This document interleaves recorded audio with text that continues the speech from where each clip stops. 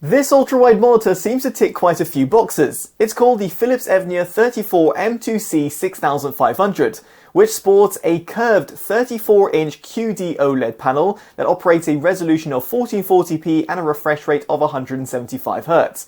It has got DisplayHDR True Black 400 certification, adaptive sync technologies, and also Ambiglow.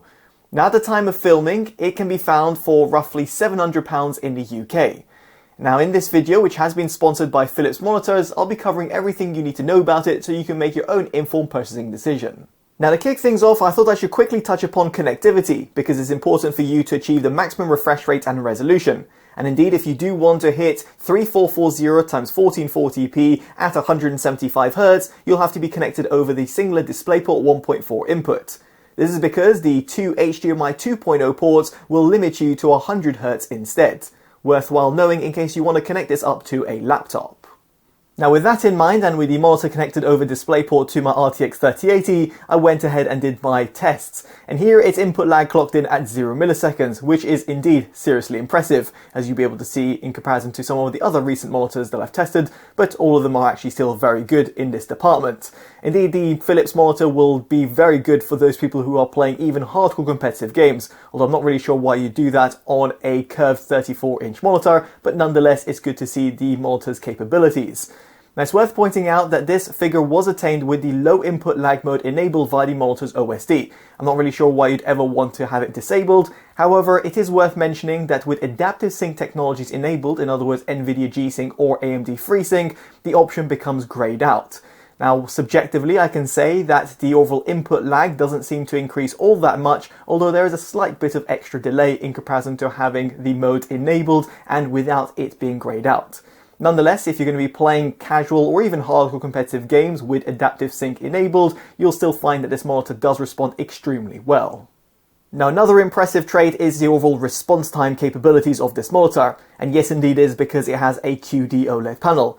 Now, using the OSRT tool at 175Hz, you'll be able to see at the bottom left-hand side of your screen the average initial time, which translates to average G to which most manufacturers claim. And here it clocked in at just 0.98 milliseconds. Indeed, it does a stunningly good job with the refresh rate window sitting at a perfect 100%. Similarly, at 100Hz, if you were to run this over HDMI, the average initial time sits at 1.04 milliseconds. This effectively means that the monitor is running extremely fast and therefore will be very good even for those hardcore competitive gamers.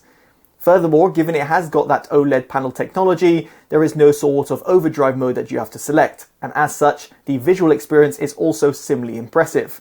Here you can see the UFO ghosting test both at 175Hz and 100Hz, and indeed there's no inverse ghosting or any sort of purple trailing to worry about. Now, I would like to mention, in terms of the overall motion clarity, at 175Hz it is actually pretty good. Although it does not have any sort of motion blur reduction technology like some other panels out there on the market, and equally given that its overall refresh rate is somewhat capped at 175Hz, it won't compete with high refresh rate monitors out there on the market, be it OLED or other. Moving swiftly on, we get onto adaptive sync technologies, and here the monitor has got a VR range from 48Hz up to 175Hz over DisplayPort, or 48 up to 100Hz over HDMI. This is because the monitor does not have a native G-Sync module. As such, running with Nvidia G-Sync unofficially, or of course with AMD FreeSync, the monitor gives you a tear-free gaming experience within that refresh rate window. In my case, while running an RTX 3080 and while connected over DisplayPort, Nvidia G-Sync worked while I was running the Nvidia Pendulum demo. However, very much like other OLED monitors that I have tested, there is a bit of VR flicker. It's not overly noticeable, but just something I thought I should note, specifically if you were able to notice it on this video. Now, when it came to using this monitor in a more real-world scenario, such as for example in a game with adaptive sync technologies, I was actually left very much jaw-dropped. While playing a game like Destiny 2, I was able to run the monitor at 1440p with 175Hz refresh rate, Nvidia G-Sync, and also HDR, all simultaneously running in tandem, and therefore I didn't encounter any sort of black screen issues or flickering. Now, the overall HDR experience over here is something that I should really shout about. The monitor has got a DisplayHDR True Black 400 certification, which is only really applicable to OLED monitors out there, and therefore gives you a really fantastic image reproduction and gives you that sort of lifelike sort of feel.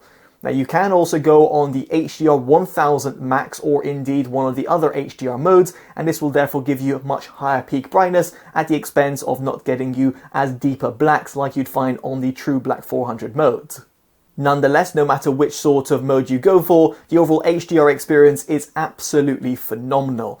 And indeed, if you're looking for an HDR monitor that has got good capabilities across the board, then this OLED monitor really does a stonkingly good job. So it's safe to say the monitor's gaming performance is really impressive, but what about when it comes to its image quality? Well, here you have got a curved QD-OLED panel that runs 1440p at up to 175Hz, and you've also got a glossy finish to it. So therefore, it just gives you a little bit of better sense of those deeper blacks.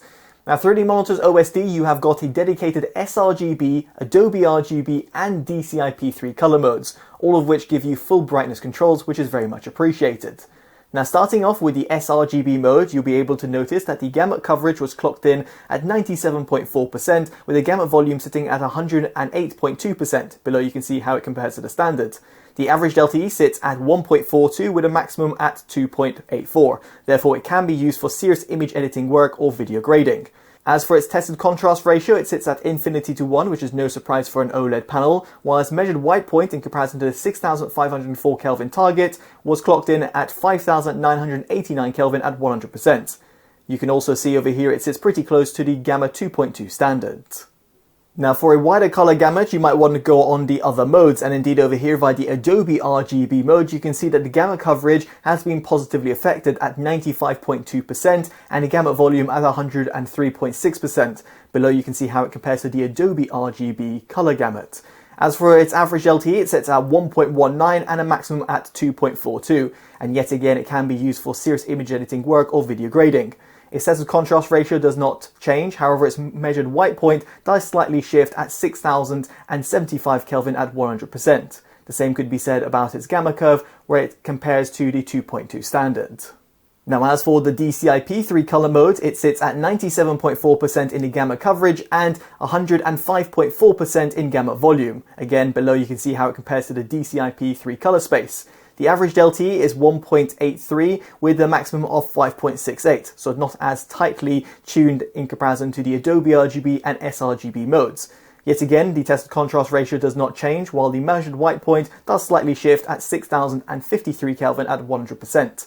And given that we are looking at the DCI-P3 color space, here we are looking at the Gamma 2.6 standard, and here you can see how it compares to where the white lines should actually be.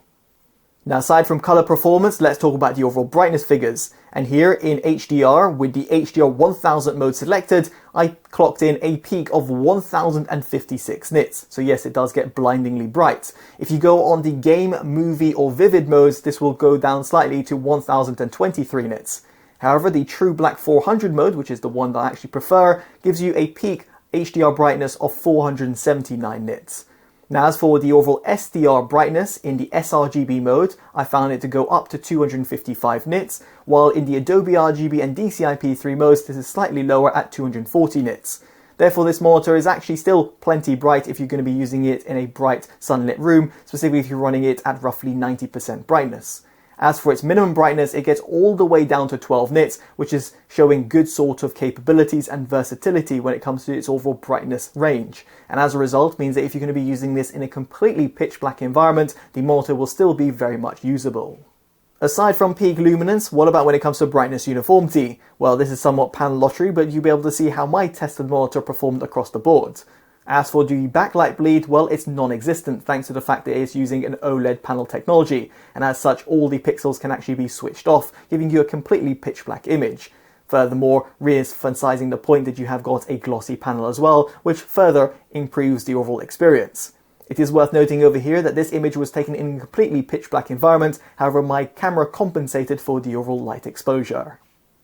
So while that's all very impressive, there are certain limitations of owning an OLED panel, and I thought I should highlight this in this video just in case you're transitioning to an OLED for your very first time, for example from an LCD panel. Now first off, you've got the burn-in effect, which is something that plagues any sort of OLED out there on the market, be it a television or indeed a monitor. Now here you have got a 3-year warranty, which is provided by Philips monitors, and you've also got a few different ways of mitigating it via the monitor's OSD. Here you have got the likes of a pixel refresh, a panel refresh, and the things that you can actually run on a day-to-day are screensaver and also pixel orbiting. There's some more information about these technologies that can be found on Philips' website. I'll be sure to actually link it down in the description below so that you can get clued up on it. Effectively, and in a nutshell, you'll want to have these all enabled in order for you to mitigate burn-in as much as possible. It is also worth highlighting over here that the pixel refresh will have to be done every 4 hours, although you can ignore it for a while, but after it will actually force you to do it. This thankfully can be done when the monitor goes on standby, so you don't actually get any sort of downtime. As for the panel refresh, it's a lot more intensive, and this will be done after a cumulative usage of roughly 2,000 hours. Now, another thing to be mindful about is the overall text clarity, or more specifically the fringing effect, which is something of a phenomenon that occurs on pretty much every single OLED due to the slightly different sub-pixel layout that they have in comparison to a regular LCD panel. Now here you'll be hopefully able to see the differences between this QD-OLED panel and, for example, a WOLED panel, so indeed a slightly different technology, and then comparing these to a regular LCD panel. Indeed, the latter actually does the better of the bunch because it doesn't have any sort of that fringing effect. What I will say, however, is that a QD-OLED panel, generally speaking, gives you slightly better text clarity and lower fringing effect in comparison to a WOLED panel. So if you're comparing and contrasting between different technologies and you're a bit worried about this, well, I can safely say that using a QD-OLED panel isn't going to be something that's going to be putting you off, at least if you're going to be consuming a lot of text or indeed editing a lot of pictures.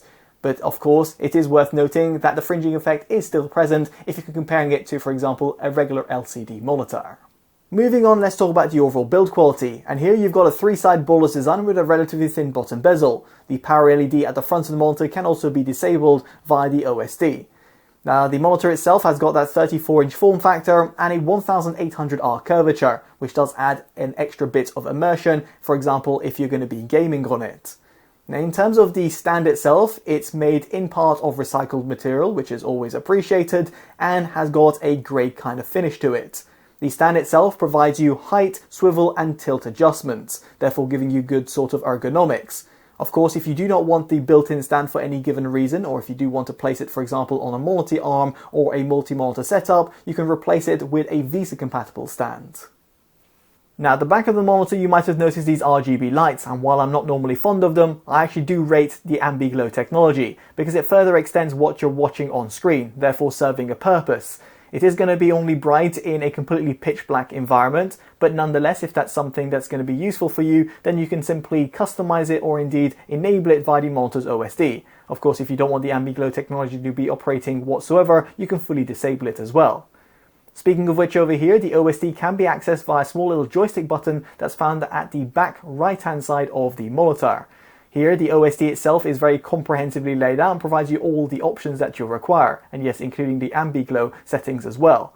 It is also worth noting that this monitor, unlike some others out there, has also got a smart crosshair option, which is actually quite useful because it will automatically switch the crosshair depending on the scenario that you're actually in.